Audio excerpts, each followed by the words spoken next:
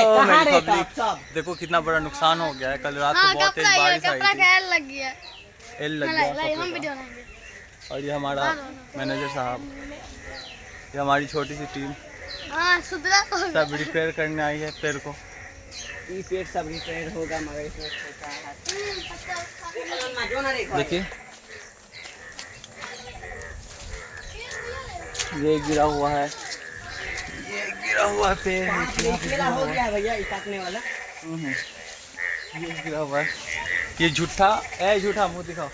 ये झूठा कह रहा था 50 को पेड़ गिरा हुआ है, लेकिन यहाँ पे 5-6 पेड़ ही गिरा हुआ है।